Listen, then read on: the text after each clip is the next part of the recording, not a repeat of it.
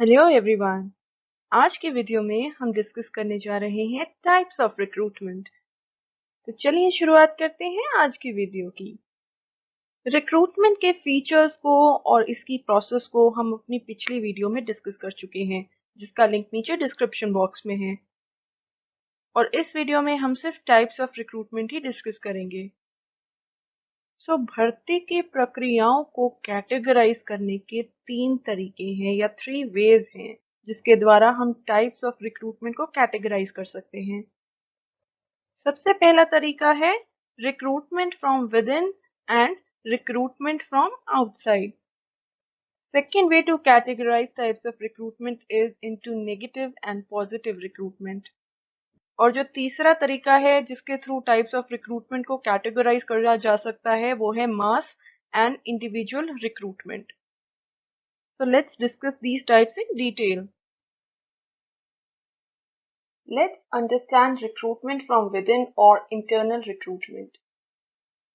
Recruitment from within is the recruitment which takes place within the organization and is also known as indirect recruitment.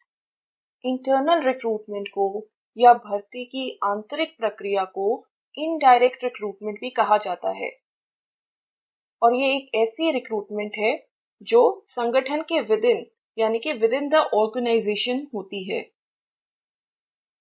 इस प्रकार की recruitment में सिर्फ उन्हीं employees की भर्ती होती है जो संगठन का ऑलरेडी पार्ट होते हैं। So it includes employees already in the organisation. When the vacant seats in the organization are filled by the employees of the organization only, it is known as internal recruitment. So internal recruitment होती है एक ऐसी भर्ती जिसमें संगठन की जो खाली सीट्स होती हैं, वेकेंट सीट्स होती हैं, वो किसके द्वारा फिलअप करी जाती हैं?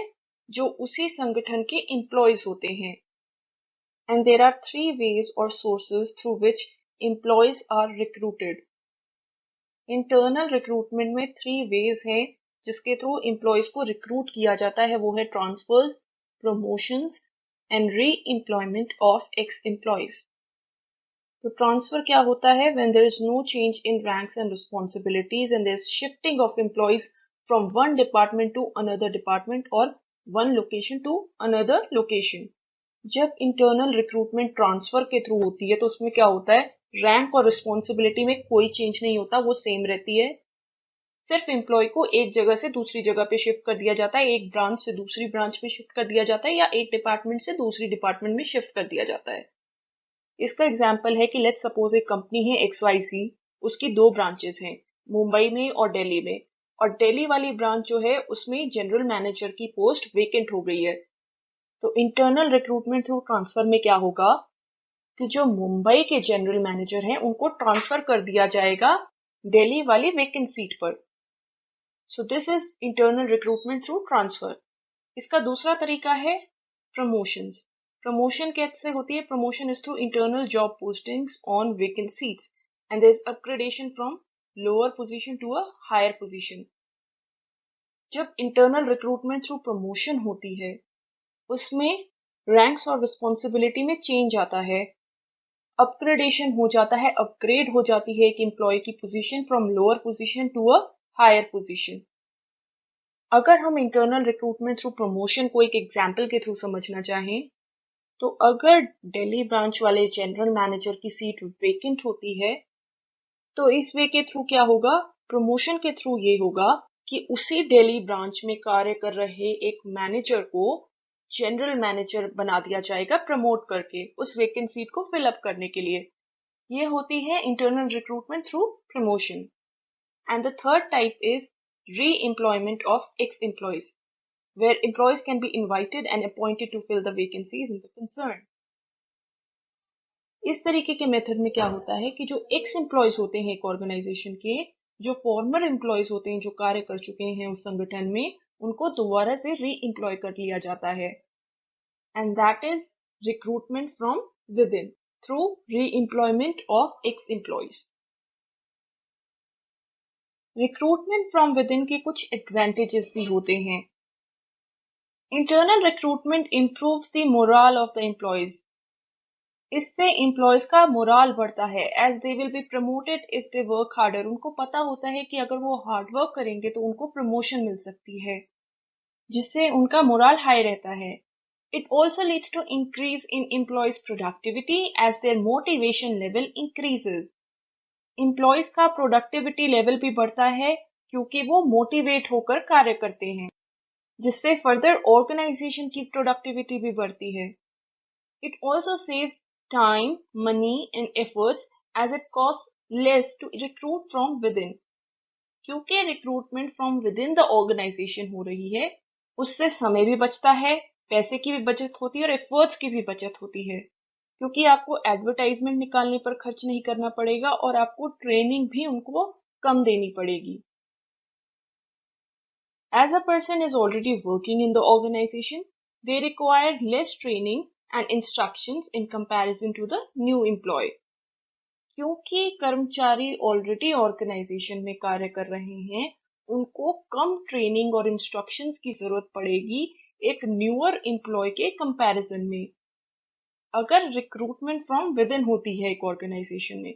सो these were some of the advantages of recruitment from within. वहीं रिक्रूटमेंट फ्रॉम विद इन के कुछ डिसएडवांटेजेस भी हैं। It discourages new blood from joining the organisation. ये नए टैलेंट को डिस्करेज करता है ऑर्गेनाइजेशन को ज्वाइन करने से, क्योंकि रिक्रूटमेंट जो हो रही है वो from within the organisation हो रही है, वो उन्हीं कर्मचारियों की हो रही है जो ऑर्गेनाइजेशन में कार्य कर रहे हैं। सो आउटसाइड टैलेंट को मौका नहीं मिलता ऑर्गेनाइजेशन को ज्वाइन करने का। There could be issues or conflicts between the employees who are promoted and who are not. कुछ इश्यूज या कॉन्फ्लिक्ट्स भी हो सकते हैं किनके बीच में, जो एम्प्लॉयज प्रमोट हो गए और जो नहीं हो पाए। ये एक बहुत ही बड़ा डिसएडवांटेज है रिक्रूटमेंट फ्रॉम विद इन का। If an internal employee is promoted or transferred to another position, then his or her position will become vacant. एक और डिसएडवांटेज भी है रिक्रूटमेंट फ्रॉम विद इन का कि अगर एक एम्प्लॉय प्रमोट होके या ट्रांसफर होके दूसरी पोजीशन पर चला जाता है तो उसकी अपनी पोजीशन जो है वो तो खाली हो ही जाएगी। जैसा हमने पिछले एग्जाम्पल में डिस्कस किया था, अगर मुंबई से दिल्ली एक मैनेजर को ट्रांसफर कर दिया जाता है तो मुंबई वाली पोजीशन तो वेकेंट हो जाएगी। It causes demotivation among employees who are not promoted and leads to less productivity. हमने अभी डिस्कस किया था कि रिक्रूटमेंट फ्रॉम विद इन का एक एडवांटेज होता है कि इससे एम्प्लॉयज की प्रोडक्टिविटी बढ़ती है, क्योंकि उनको पता होता है अगर वो अच्छे से कार्य करेंगे उनको प्रमोशन मिल सकता है। रिक्रूटमेंट फ्रॉम विद इन से उन कर्मचारियों में डीमोटिवेशन आती है जिनका प्रमोशन नहीं हो पाता है और वो लेस प्रोडक्टिविटी के साथ कार्य करते हैं। पहले तो वो हाई मोटिवेशन के साथ कार्य करेंगे क्योंकि उन्हें चांस लगता है कि उनको प्रमोशन मिल सकता है, लेकिन जब उन्हें प्रमोशन नहीं मिलती है और किसी दूसरे एम्प्लॉय को प्रमोशन मिल जाती है तो इससे जिन एम्प्लॉयज का प्रमोशन नहीं होता है उनमें डीमोटिवेशन आ जाती है। तो ये कुछ डिसएडवांटेजेस होते हैं रिक्रूटमेंट फ्रॉम विद इन के। Now comes recruitment from outside और एक्सटर्नल रिक्रूटमेंट। इसको हिंदी में हम कह सकते हैं भर्ती की बाह्य प्रक्रिया। When the vacant seats in the organization or governmental agencies are filled up by the people from outside the organization. Recruitment from outside या external recruitment, जैसा कि आप नाम से ही अंदाजा लगा सकते हैं, ऐसे रिक्रूटमेंट होती है जिसमें जो वेकेंट सीट्स होती हैं या खाली सीट्स होती हैं वो किनके द्वारा फिलअप की जाती हैं, जो लोग ऑर्गेनाइजेशन से बाहर होते हैं, जो लोग ऑर्गेनाइजेशन का पार्ट नहीं होते हैं। In other words, the applicants applying for the job are not part of the organization. जो applicants जॉब के लिए अप्लाई करते हैं वो ऑर्गेनाइजेशन का पार्ट नहीं होते हैं और इसको डायरेक्ट रिक्रूटमेंट भी कहा जाता है। A new candidate is interviewed, screened and selected. एक नए कैंडिडेट का चयन किया जाता है इंटरव्यू, स्क्रीनिंग और सिलेक्शन के थ्रू। जैसे कि कोई असिस्टेंट प्रोफेसर की भर्ती निकलती है और उसके लिए कैंडिडेट्स अप्लाई करते हैं, वो एग्जाम्पल होता है एक्सटर्नल रिक्रूटमेंट का। Candidates can be recruited through advertisement in print and electronic media. Candidates का जो भर्ती है या रिक्रूटमेंट है वो कई तरीकों से किया जा सकता है। पहला उसमें से है एडवर्टीजमेंट देके प्रिंट और इलेक्ट्रॉनिक मीडिया में। दूसरा है campus recruitment in which the organisation visits technical management and professional institutions for recruiting the students directly for the new positions. Campus recruitment में ऑर्गेनाइजेशन जो होती है, जो भर्ती कराना चाहती है, जहां सीट्स वेकेंट है, वो ऐसे टेक्निकल मैनेजमेंट और प्रोफेशनल इंस्टीट्यूशंस में जाती है, जैसे कि कॉलेजेस में जाती है, जहां से वो स्टूडेंट्स को डायरेक्टली रिक्रूट करती है नई पोजीशंस के लिए। तो जैसा आपने सुना होगा, कंपनीज लाइक माइक्रोसॉफ्ट या गूगल कॉलेजेस में जाता है भर्तियों के लिए, वो होती है campus recruitment. Bye recommendation of certain people who have experience in a particular area, recommendation के थ्रू भी रिक्रूटमेंट किया जाता है। ऐसे लोग जो अपनी फील्ड में एक्सपर्ट्स होते हैं, वो किसी कैंडिडेट का नाम रेकमेंड कर सकते हैं ऑर्गेनाइजेशन को एक वेकेंट पोस्ट के लिए, उसे कहते हैं रिकमेंडेशन। और through employment agencies which are professional organisations that help the organisation in hiring personnel. Employment agencies होती हैं ऐसी प्रोफेशनल ऑर्गेनाइजेशंस, ऐसे संगठन जो दूसरी ऑर्गेनाइजेशंस की हेल्प करती है कर्मचारियों को हायर करने में। तो जो कंपनी वैकेंसीज के लिए कैंडिडेट्स को ढूंढ रही है, वो एम्प्लॉयमेंट एजेंसी को कांटेक्ट कर सकती है, वो ऑर्गेनाइजेशन उसकी मदद करेगी। तो this is recruitment from outside. External recruitment के कुछ एडवांटेजेस होते हैं। It gives a chance to young blood to join the organisation which brings with them new ideas. External recruitment जो नया टैलेंट है, जो यंग ब्लड है, उसको ऑर्गेनाइजेशन ज्वाइन करने का एक मौका देती है, जो कि इंटरनल रिक्रूटमेंट में नहीं होता है। जो यूथ है वो अपने साथ नए आइडियाज लाता है एक ऑर्गेनाइजेशन में। It increases the choice of selection as number of candidates apply for a particular post. ये चॉइस ऑफ सिलेक्शन भी इंक्रीज कर देती है एक ऑर्गेनाइजेशन के लिए, क्योंकि खूब सारे कैंडिडेट्स अप्लाई करते हैं एक पोस्ट के लिए। ऑर्गेनाइजेशन उस कैंडिडेट को सिलेक्ट कर सकती है जिसको वो चाहती है, जो उन्हें लगता है कि केपेबल है उस पोस्ट के लिए। तो इससे चॉइस ऑफ सिलेक्शन बढ़ जाती है। There are no conflicts between the employees related to indirect recruitment. जो इनडायरेक्ट रिक्रूटमेंट में हमने कुछ कॉन्फ्लिक्ट्स डिस्कस किए थे कि कॉन्फ्लिक्ट्स हो सकते हैं उन एम्प्लॉयज के बीच में जिनका प्रमोशन हो जाता है और जिनका प्रमोशन नहीं होता है, ऐसा एक्सटर्नल रिक्रूटमेंट में नहीं होता है। तो प्रमोशन की वजह से होने वाला कॉन्फ्लिक्ट एक्सटर्नल रिक्रूटमेंट में नहीं होता है।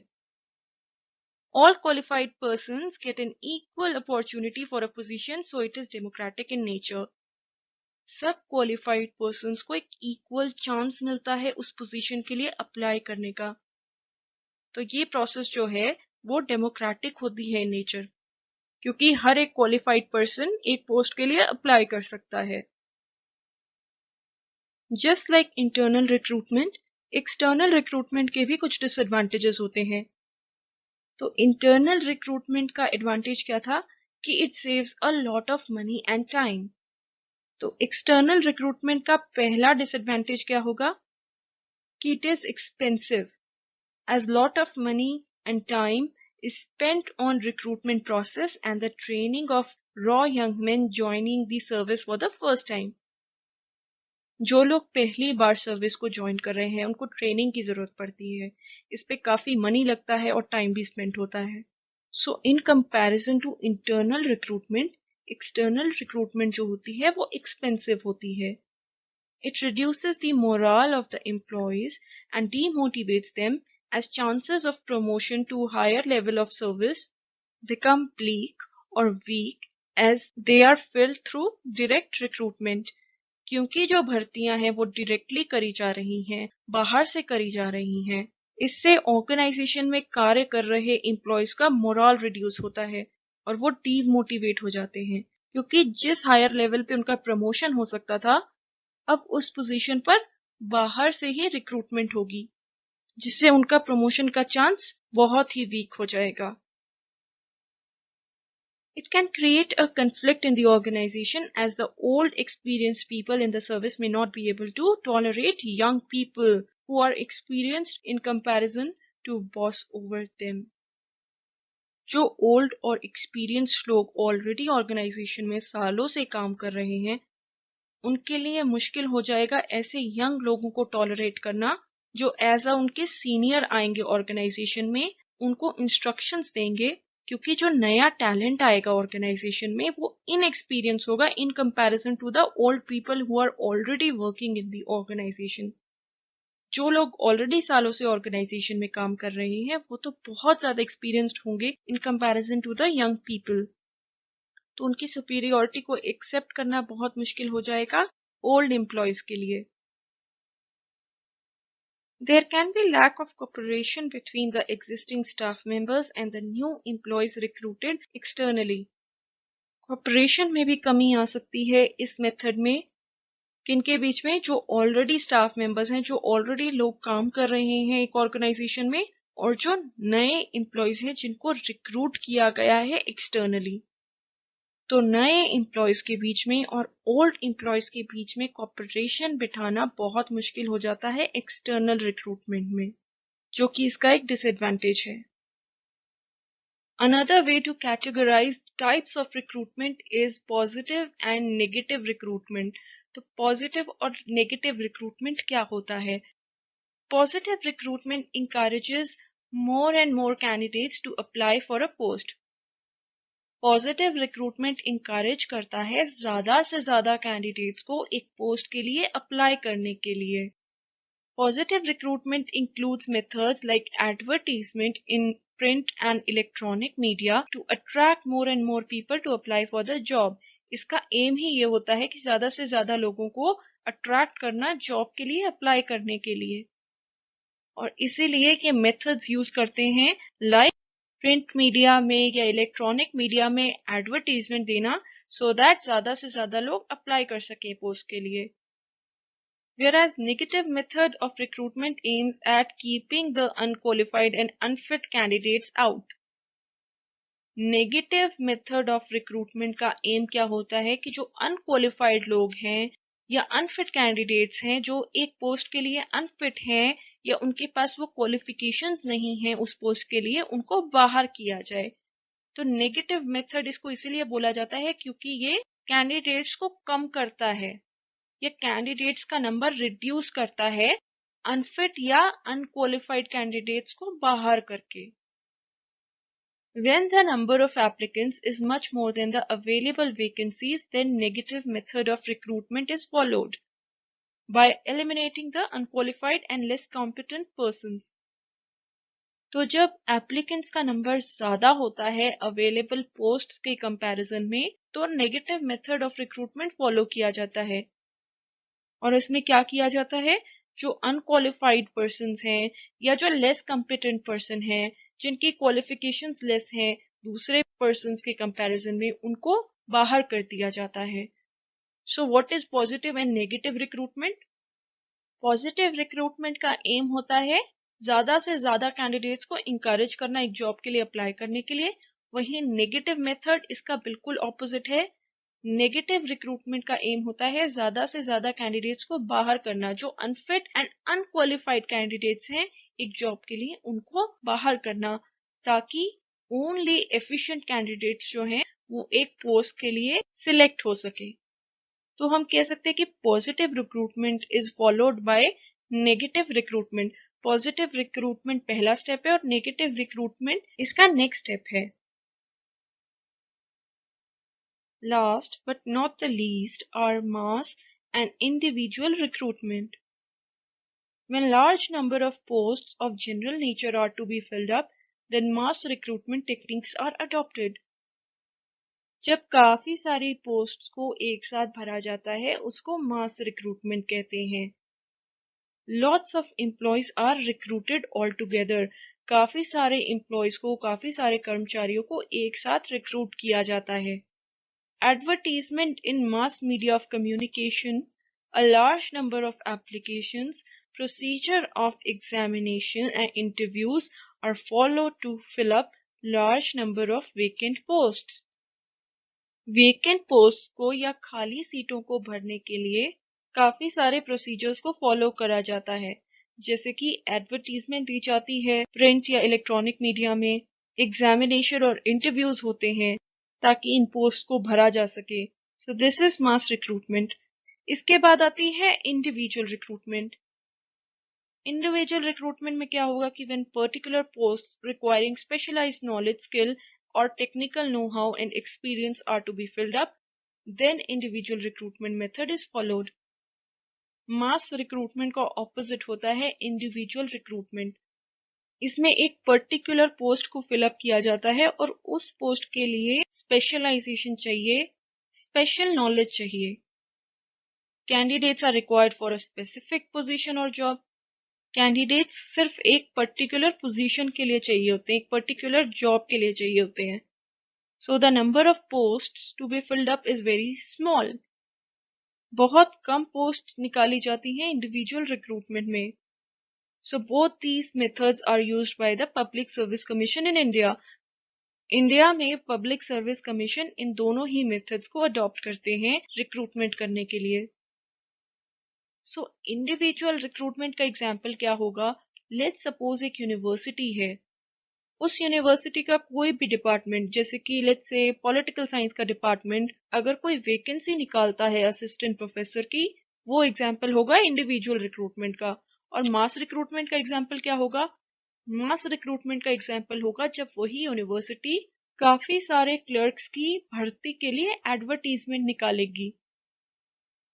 अगर वो यूनिवर्सिटी एक साथ 40 से 50 क्लर्क्स को एक साथ रिक्रूट करती है, वो एग्जाम्पल होगा मास रिक्रूटमेंट का।